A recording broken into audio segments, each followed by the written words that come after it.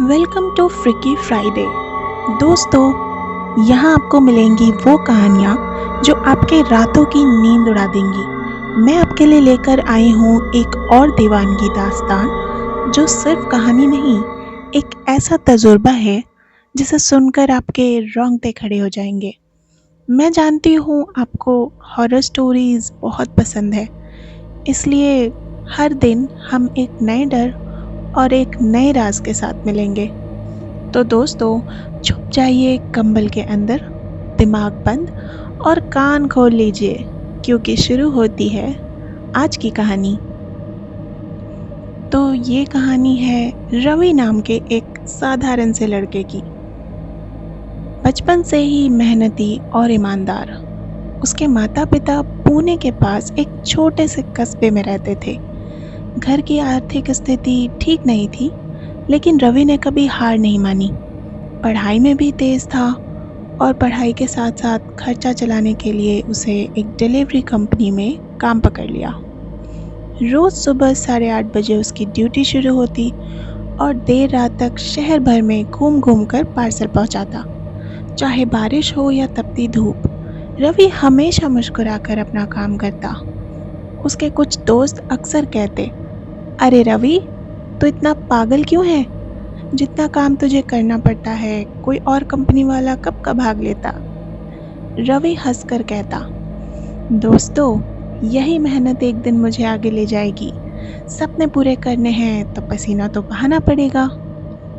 उसका सपना था एक दिन अच्छी नौकरी करना और अपने माँ बाप को आराम देना। शनिवार की रात थी। रवि सुबह से ही शहर भर में पार्सल बांट रहा था। थका हुआ था, लेकिन उसके बैग में एक आखिरी पैकेट बचा था। उसने फ़ोन निकाला और ऑर्डर चेक किया।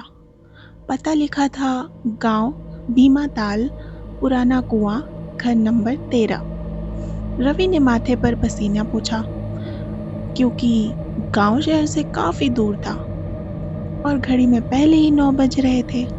उसने सोचा, चलो आखिरी डिलीवरी है, पूरा कर लूं तो चैन की नींद आएगी। वह अपनी बाइक स्टार्ट करके निकल पड़ा। शहर की भीड़-भाड़ पीछे छूट गई। अब सामने सिर्फ अंधेरा था। सड़क टूटी-फूटी, जगह-जगह गड्ढे, एक तरफ घना जंगल, दूसरी तरफ सूखे खेत, हवा की आवाज और दूर कहीं कुत्तों के भौंकने की गूंज। रवि के कानों में ईयरफोन थे, लेकिन अचानक उसका मोबाइल सिग्नल गायब हो गया। स्क्रीन पर नो सर्विस लिखा दिखा। उसने मन को समझाया, गांवों में नेटवर्क कहाँ मिलता है। कुछ ही देर में बाइक की हेडलाइट के सामने एक परछाई आई। एक औरत सफेद साड़ी पहने खुले बालों के साथ सड़क के किनारे खड़ी थी। उसने हाथ उठाकर इशारा किया, लिफ्ट चाहिए। रवि ने ब्रेक लगाया, लेकिन जैसे ही उसने पीछे मुड़कर देखा, वहां कोई नहीं था। दिल की धड़कन तेज हो गई, पसीने से हाथ भीग गए। उसने जल्दी से गाड़ी गियर में डाली और तेजी से आगे बढ़ गया। करीब आधा घंटा चलने के बाद वह गांव पहुंचा, पर यहाँ कुछ अजीब सा था। गांव में ना ही स्ट्रीट लाइट, ना चहल पहल, सब घर अंधेरे में डूबे थे, जैसे कोई सोया हुआ गांव नहीं बल्कि मरघट हो। रवि ने हिम्मत जुटाकर एक दरवाजे पर दस्तक दी। एक बुजुर्ग औरत बाहर आई। माँ जी, ये पता कहाँ मिलेगा? उसने पता सुनते ही आंखें फाड़ दी और बिना जवाब दिए दरवाजा जोर से बंद कर लिया। उस महिला की चेहरे पे जो खौफ था, वो रवि देख सकता था। रवि चौंक गया। उसने 2-3 और घरों पर दस्तक दी। सबका हाल वही, सबके चेहरों पर डर और दरवाजे बंद। तभी अंधेरे के बीच एक बुजुर्ग आदमी बड़ी देर से उसे खड़ा देख रहा था। रवि की उस पर नजर पड़ी। उसकी आंखें लाल से चमक रही थी और आवाज में अजीब सी ठंडक। वह बोला, जिस घर की तलाश है वो पुराने कुएं के पास है। तुम सीधे चले जाओ, तुम्हें घर मिल जाएगा। रवि के रोंगटे खड़े हो गए, लेकिन उसने धन्यवाद कहकर बाइक आगे बढ़ा ली। पुराने कुएं के पास एक जर्जर मकान खड़ा था, टूटी खिड़कियां, दीवारों पर काई और दरवाजा जो खुद ब खुद हिल रहा था। रवि ने पीछे मुड़कर उस बूढ़े को देखना चाहा, पर अब वह गायब था। डर के मारे गला सूख गया, पर काम का दबाव था, इसलिए उसने बैग उठाया और घर की तरफ बढ़ा।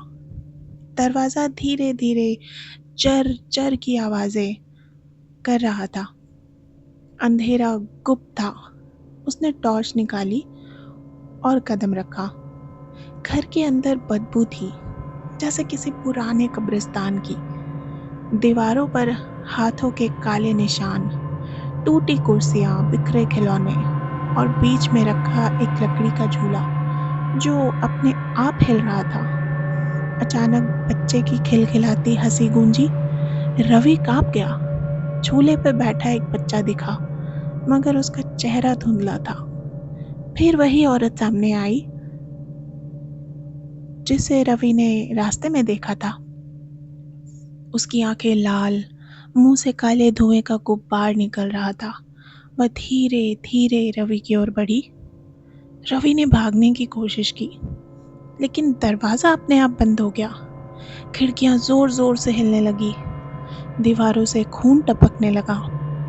औरत चीखी, ऐसी चीख जैसे सैकड़ों आत्माएं एक साथ रो रही हों। रवि ने हिम्मत जुटाई, टॉर्च का कांच तोड़कर दरवाजे की कुंडी पर जोर मारा।